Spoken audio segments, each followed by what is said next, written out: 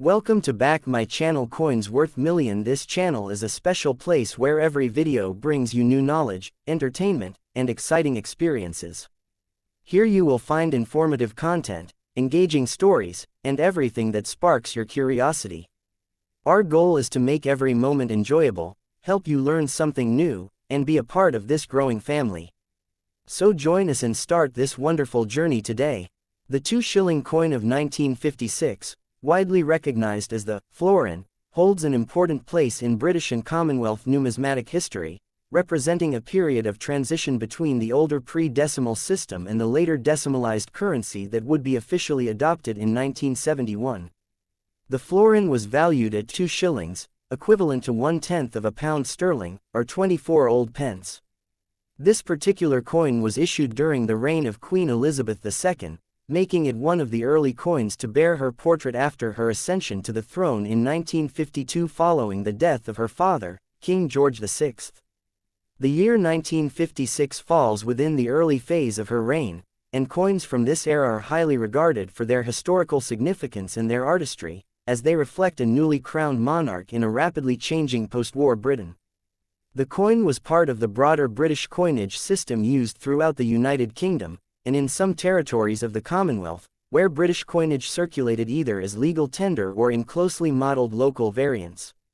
The design of the 1956 2 shilling coin features on its obverse the first official coinage portrait of Queen Elizabeth II, created by artist Mary Gillick. This youthful effigy shows the Queen uncrowned, facing to the right, with her hair tied in a fillet and laurel wreath, symbolizing victory and peace, an optimistic emblem for a nation recovering from the austerity of the post-war years. The inscription around the portrait reads, Plus Elizabeth II Dei Gratia Brit.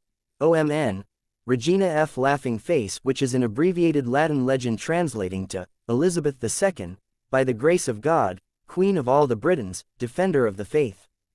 This title reflects both the constitutional and religious role of the monarch as head of the Church of England and sovereign over the United Kingdom and its territories at that time. On the reverse of the coin, the design was created by Edgar Fuller and Cecil Thomas, and it embodies a decorative and heraldic style. It features a crowned Tudor rose in the center, with a thistle, shamrock, and leek arranged around it, representing the 4 nations of the United Kingdom, England, Scotland, Ireland, and Wales respectively.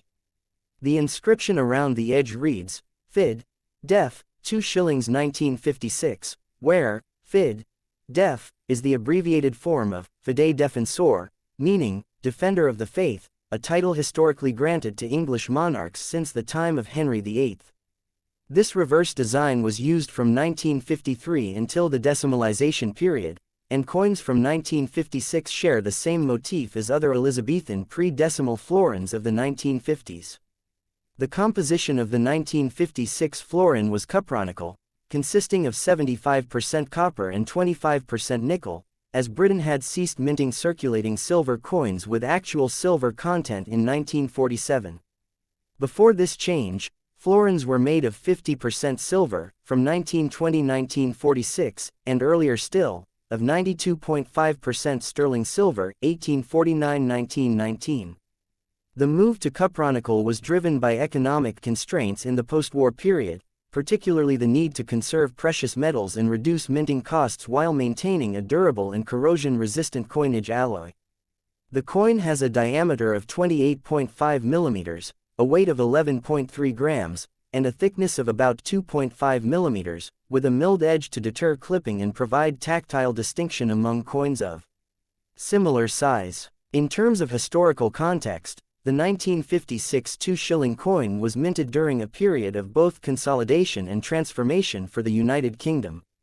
The Suez crisis of 1956 marked a pivotal moment in British post-war foreign policy, reflecting the waning influence of the British Empire and the emergence of a new geopolitical reality. Domestically, the country was navigating the early stages of consumer culture growth, increased prosperity for some, and the first steps towards a more modernized economy. Coinage played a symbolic role in this, serving as both a medium of everyday commerce and a reflection of national identity. The florin itself had been introduced in 1849 under Queen Victoria as a step toward decimalization, being exactly 1/10 of a pound, so by 1956 it had already carried over a century of legacy as a decimal experiment within the old system. The mintage of the 1956 florin was substantial, intended for everyday circulation across the United Kingdom. Millions were struck at the Royal Mint in London, ensuring that the coin was a common sight in daily transactions. While it is not among the rarest of Elizabeth II pre-decimal coins, well-preserved examples, especially those in uncirculated or proof-like condition, are valued by collectors. Coins that exhibit full original luster, minimal wear on the high points of the Queen's hair, and sharp details on the heraldic motifs command higher prices in the numismatic market. Proof versions were not officially released for this year, but select specimens with higher striking quality exist due to the minting process. The florin's role in commerce during the mid-20th century was significant.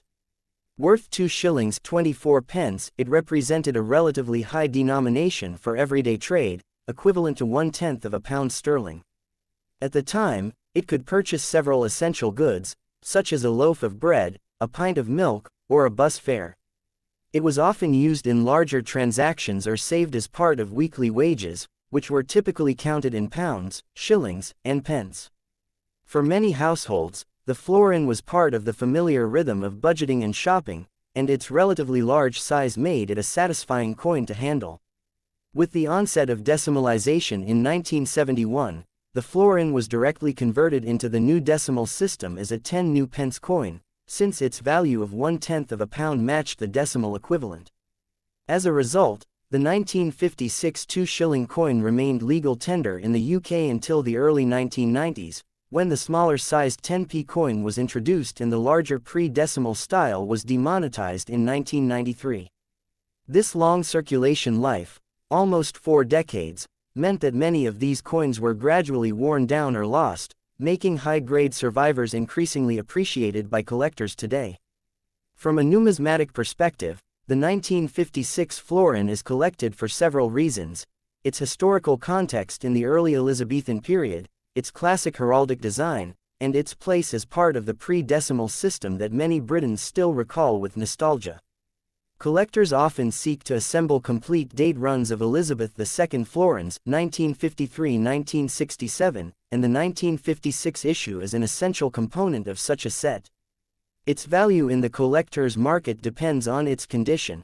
Heavily circulated examples are usually worth a modest amount, while uncirculated specimens with strong strike and original mint luster can fetch significantly more, sometimes several pounds depending on the market and the presence of full details. Cultural significance is also attached to this coin as a representation of a changing empire. During 1956, the British Commonwealth was evolving, with former colonies gaining independence and others moving towards self-governance. Yet, the imagery on the florin, uniting England, Scotland, Ireland, and Wales under the Crown, evoked a sense of continuity and shared heritage. Many of these coins traveled overseas in the pockets of servicemen, traders, and migrants, finding their way to places as far-flung as Australia, Canada, and African nations that still used British or British-modeled currency systems. In modern times, the 1956 2-shilling coin serves as a physical link to a bygone monetary era. It is often collected alongside other pre-decimal coins, such as the half-crown, shilling, sixpence, and penny, to showcase the diversity and artistry of mid-20th century British coinage.